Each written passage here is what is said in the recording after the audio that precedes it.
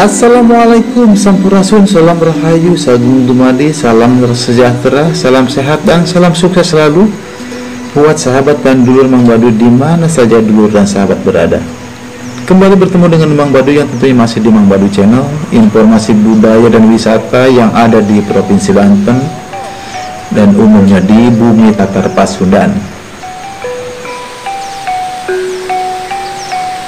Ketika ada kalimat Pasundan atau Tatar Sundan, pikiran kita langsung menarawang ke alam yang begitu indah. Pemandangan yang asri dihiasi oleh gunung-gunung yang menjulang tinggi. Namun, di balik keindahan dan keeksotisan gunung-gunung yang ada di tanah Pajajaran atau tanah Pasundan ini, banyak sekali misteri yang belum bisa digali.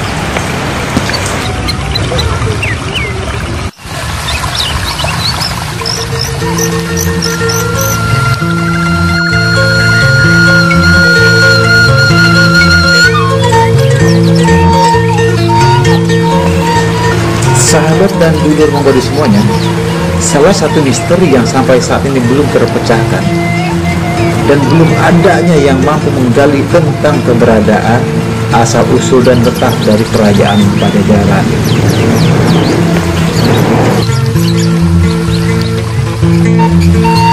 Waktu bilang Pajajaran, waktu bilang sang wisma. Dan untuk konten video kali ini, Mang Badut kembali akan mencari tentang segala sesuatu yang berhubungan dengan kerajaan Pajajaran.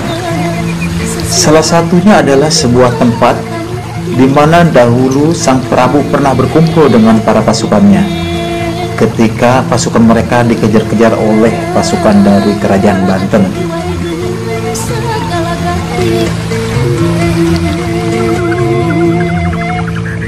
Dulur Mang Badut semuanya, di dalam Karopak Sunda Pantun Bogor dan dalam buku Pikukuh Pitutur Kolot-Kolot Sunda Wuhun, di situ diceritakan ketika pusat kota Pajajaran diserang oleh pasukan dari Banten yang dibantu oleh kerajaan dari Cirebon dan Demak.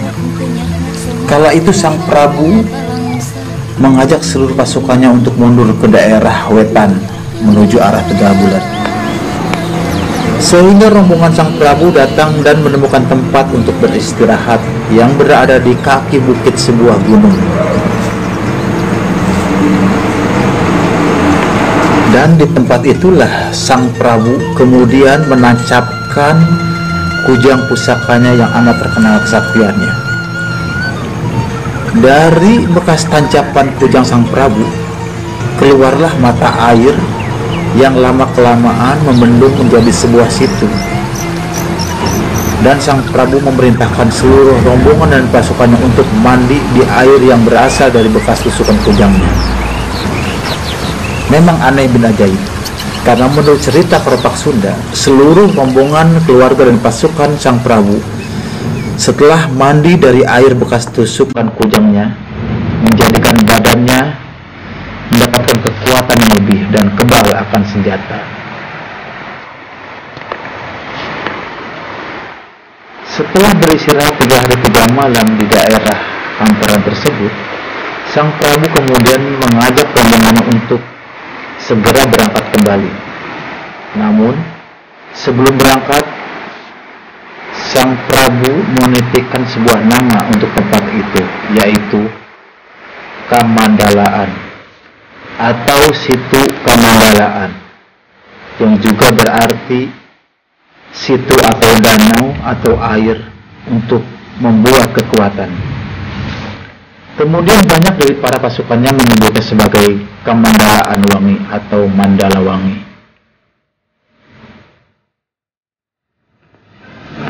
Sahabat dan dulur Mang Badut semuanya, tentang lokasi tersebut sampai sekarang pun masih menjadikan misteri, karena lokasi tersebut hanya diuraikan dalam Karopak Pantun Bogor dan tidak disebutkan detail di mana lokasinya. Apakah berada di area perbukitan Gunung Salak atau berada di kaki bukit Gunung Gede Parangrang atau sekarang disebutnya Gunung Gede Pangrango.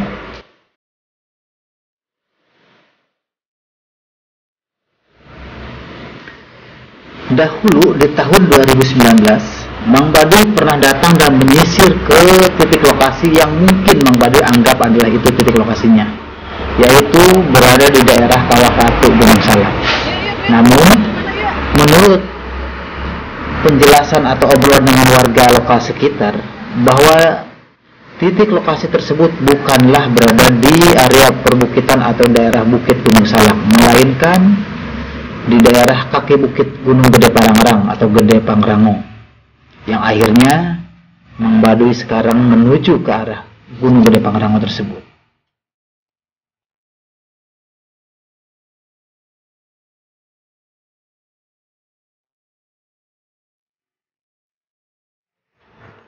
Sahabat dan dulur Mang Baduy semuanya, ketika Mang Baduy datang ke lokasi tersebut, tepatnya di daerah kaki bukit Gunung Gede Pangrango, yaitu yang masuk ke kawasan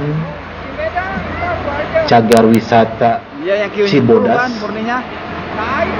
Di sini memang Mang Baduy mendapatkan adanya situ dan hamparan yang luas. Namun untuk mencari titik tersebut sekarang amatlah sulit, karena di sini sudah banyak didirikan tempat-tempat untuk perkemahan, tempat-tempat untuk wisata, yang Mang Baduy juga agak sedikit mencari-cari titik lokasi dengan cara ngobrol dengan warga sekitar. Namun kebanyakan dari warga tersebut tidak ada yang tahu, atau mungkin terkesan menutupi.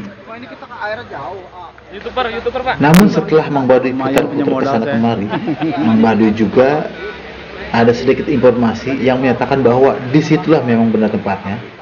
Namun warga tersebut tidak tahu tempat pastinya di mana titik lokasi menancapnya kujang Sang Prabu dahulu.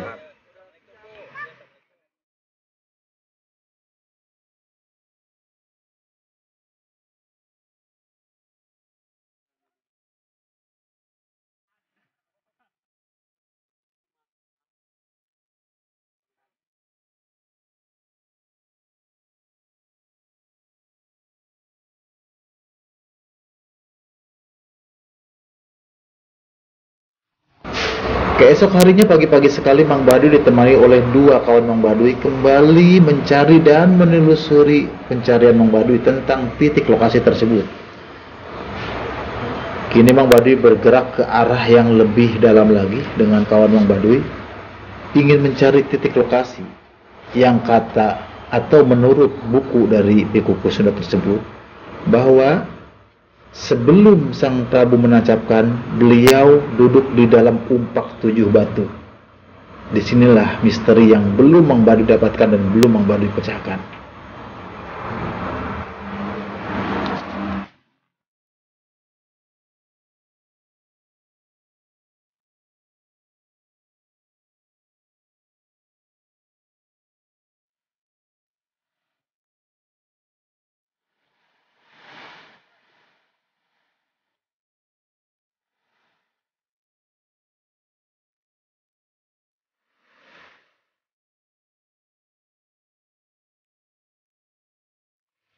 Dulur Mang Baduy semuanya, setelah hampir seharian Mang Baduy menyelusuri dan muter di dalam hutan yang ada di daerah ini, sedikit pun Mang Baduy tidak menemukan titik lokasi tersebut, dan hanya menemukan sebuah danau atau situ yang ada tulisannya adalah Danau Mandalawangi. Mungkin ini danaunya. Namun bukan danau ini yang Mang Baduy cari. Menurut buku Pikukuh Kelot-Kelot Sunda Buhun, di tempat awal mula Sang Prabu menancapkan kujang satenya tersebut, Sang Prabu sengaja menyimpan satu kujang kecilnya sebagai penanda bahwa disitulah beliau pernah beristirahat. Inilah tujuan utama Mang Baduy, ingin mencari titiknya dan siapa tahu ada rezeki ketemu dengan kujangnya.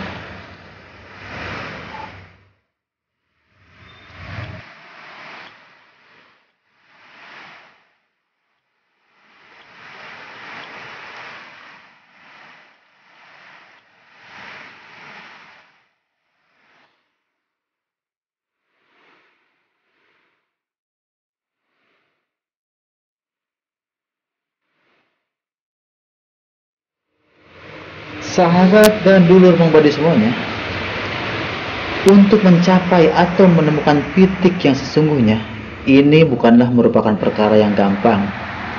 Apalagi untuk sekelas Mang Baduy, ya hanya manusia kelas biasa. Sedangkan di luar banyak sekali orang-orang yang sudah berilmu tinggi dan sudah mumpuni, yang sama mencari titik tersebut dan ingin mencari di mana keberadaan tempat tersebut. Tetap saja, mereka pun sama belum mendapatkannya.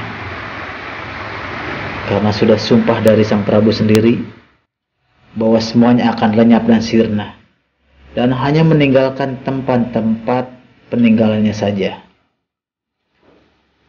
Bukan berupa peninggalan bangunan, hanya merupakan peninggalan tempatnya saja. Itulah misteri yang sampai kini belum terpecahkan.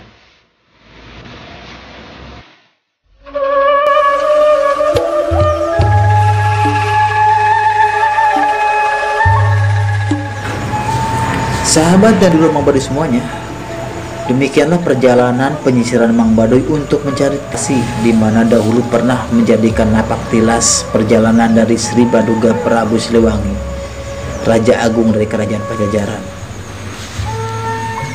Tidak ada sedikit pun maksud lain dari Mang Baduy guna mencari penyisiran ini, namun ini hanyalah bentuk dari kecintaan Mang Baduy terhadap budaya-budaya yang ada di tanah Pasundan.